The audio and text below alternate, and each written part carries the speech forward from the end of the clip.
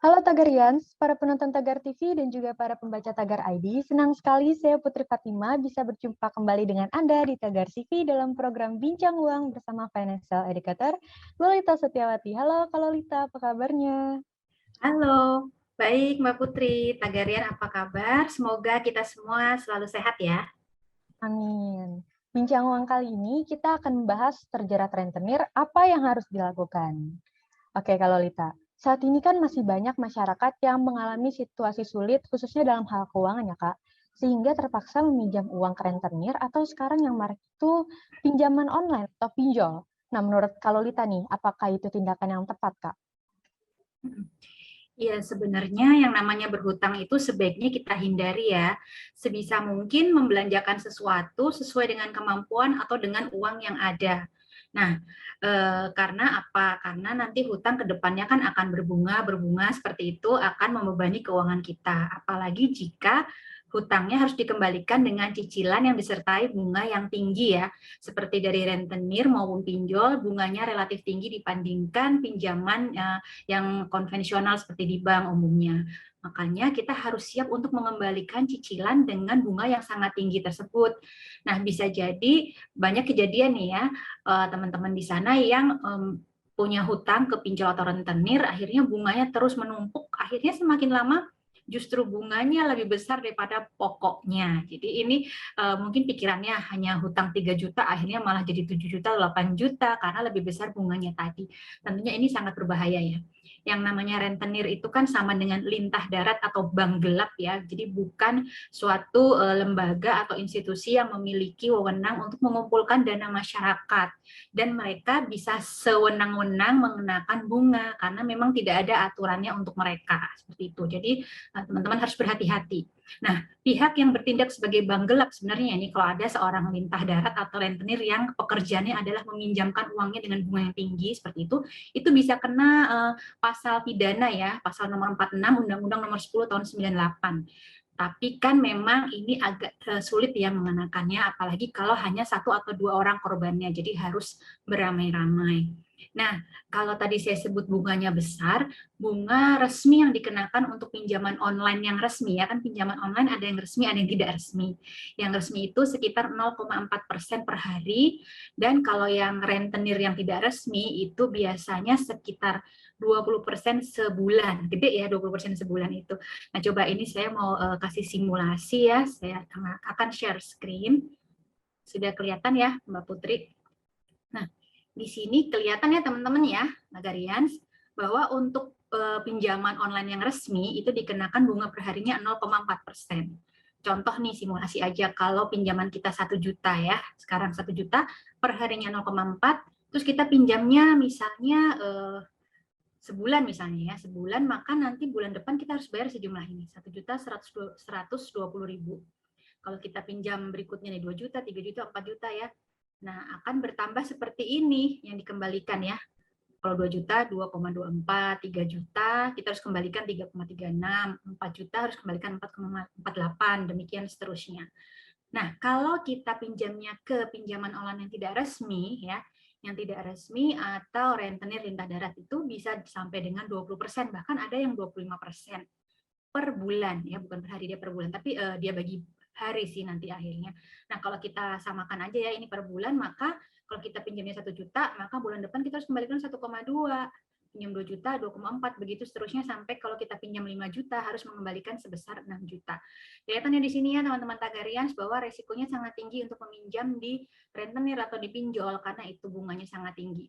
Umumnya kalau yang resmi itu syarat-syaratnya lebih sulit daripada yang tidak resmi pastinya ya. Oke Kak Lolita. Nah, menurut Kak Lolita sendiri nih, apa plus minusnya minjem uang ke rentenir nih Kak? Oh, iya, plus minusnya ya. Kalau plusnya itu biasanya pengurusannya sangat mudah ya. Kita bisa pakai gadget ya, kalau online ya, bisa dilakukan di mana aja. Syaratnya juga nggak ribet, tinggal KTP aja udah ya. Tapi kalau pinjol yang resmi itu biasanya minta NPWP, slip gaji atau surat keterangan gaji, dan rekening ya, kopi rekening kita. Tapi nggak perlu jaminan atau agunan. Dan prosesnya juga sangat cepat, bisa dalam hitungan jam malah. Ya, jadi cepat banget. Makanya kalau kita butuh mendadak nih ya, darurat, ini memang cepat banget bisa memenuhi kebutuhan kita. Dan kenapa bisa cepat? Karena mereka nggak perlu mereview agunan. Kalau kita pakai agunan kan mereka harus cek nih agunannya ya layak nggak untuk dijadikan jaminan, bisa digunakan untuk apa aja gitu.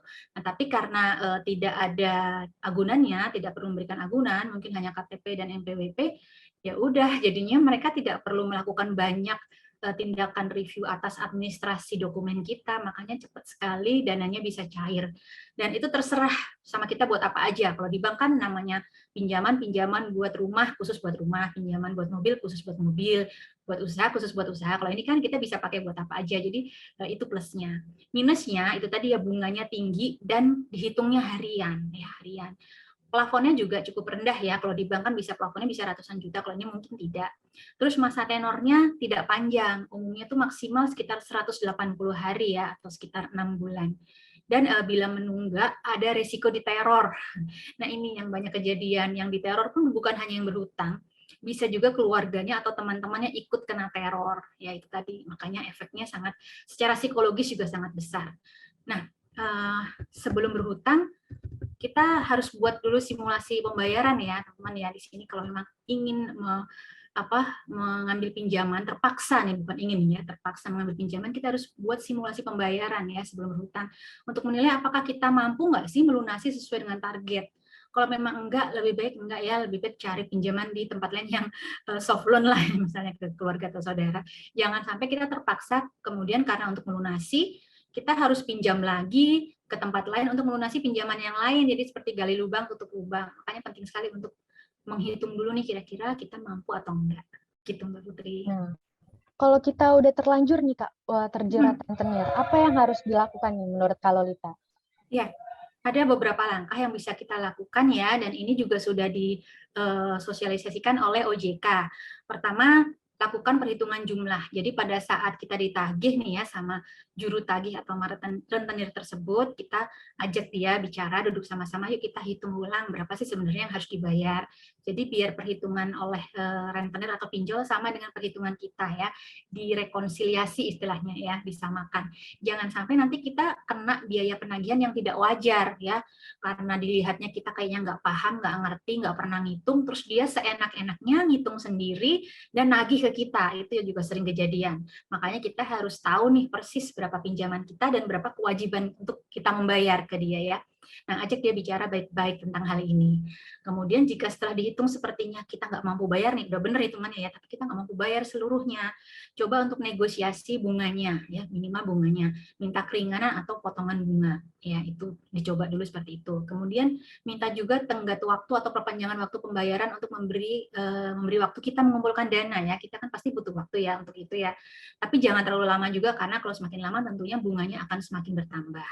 Nah, berikutnya minta pendampingan orang yang paham tentang hutang piutang. Biasanya ini yang ngerti hukum ya, untuk mendampingi kita supaya kita nggak salah langkah nih dan tahu kira-kira celah yang bisa kita gunakan untuk menghadapi rentenir tersebut. Ini juga untuk menjaga dari tindakan penagihan secara paksa ya. Kadang mereka karena menagih nggak kita bayar-bayar, kemudian mereka menagih paksa dengan menyita barang-barang kita seperti itu atau barang-barang keluarga kita yang mungkin sebenarnya bukan hak mereka kan, kita pasti ada batas ya apa yang sebenarnya boleh disita mana yang enggak. Nah, tapi mereka mungkin akan menyita sembarangan. Dengan adanya pendampingan orang yang paham secara hukum, mungkin itu bisa dihindari. Itu Mbak, terakhir baru terpaksa kita bisa membuat laporan ya, laporan ke Satgas OJK. Data tips atau langkah-langkah untuk melunasi hutang dari Kak Lolita buat Tagarians di rumah nih Kak? Iya, pertama teman-teman Tagarians ya, buat daftar hutang dulu nih. Hutang kita apa aja sih? Jangan-jangan ada yang nggak kecatat ya. Kita mungkin kadang ada hutang-hutang yang nggak seberapa besar, kita lupa mencatat. Bikin daftar semua hutang kita. Hutang apapun itu, mau ke teman, ke saudara, ke bank, ya, ke pinjol, rentenir, semuanya dicatat. Dan kita urutkan ya, dibuat urutan mulai dari yang bunganya paling besar. Ya, bunga per bulannya paling besar, taruh paling atas. Terus begitu, sampai yang paling bawah yang bunganya paling kecil. Ya, bikin daftar seperti itu. Kemudian usahakan lunasi yang dari atas dulu, dari yang mulai bunganya paling besar ya, karena itu nanti yang akan jadi beban kalau kita tunda-tunda terus membayarnya. Jadi sebaiknya dipercepat membayarnya ya. Terus berikutnya, kalau kita udah kehabisan dana untuk membayar, cari tambahan penghasilan ya. Mau nggak mau kita harus mencari tambahan penghasilan. Banyak cara untuk itu. Jadi teman-teman harus mulai jeli nih cari-cari sekitar kita ya buat side hustle atau cari kerjaan sampingan untuk nambah penghasilan biar segera lunas. Berikutnya mungkin kalau kita punya aset-aset yang bisa dijual, yang masih bermanfaat, kita bisa jual barang pre-love ya, buat garage sale gitu, seperti itu, buat nambah-nambahin untuk melunasi hutang-hutang tersebut. Kemudian menekan pengeluaran pastinya, walaupun mungkin kadang ini kita merasa sudah sangat menekan, tapi masih sulit ya. Tapi itu adalah salah satu cara untuk bisa menyisihkan uang untuk membayar hutang. Kemudian negosiasi hutang ya, seperti yang tadi ya, usahakan untuk negosiasi hutang. Ke bank pun sebenarnya kita juga bisa kok negosiasi, asalkan kita bisa menunjukkan kemampuan kita itu sampai di mana. Kemudian terakhir adalah minta bantuan profesional pastinya, entah itu orang yang paham hukum maupun perencana keuangan untuk membantu kita gimana caranya memanage hutang supaya tidak mengganggu kesehatan keuangan. Itu Mbak Putri. Baik, kalau Lita terima kasih.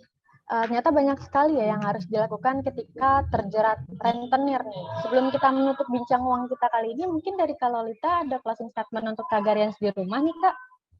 Iya, teman-teman Tagarians ya, namanya hutang itu adalah kewajiban kita kepada orang lain ya, walaupun itu adalah seorang rentenir, tetap saja kita wajib untuk membayar. Jadi sebaiknya kalau teman-teman punya dana lebih, dahulukan untuk membayar hutang, baru kemudian untuk kebutuhan yang lain.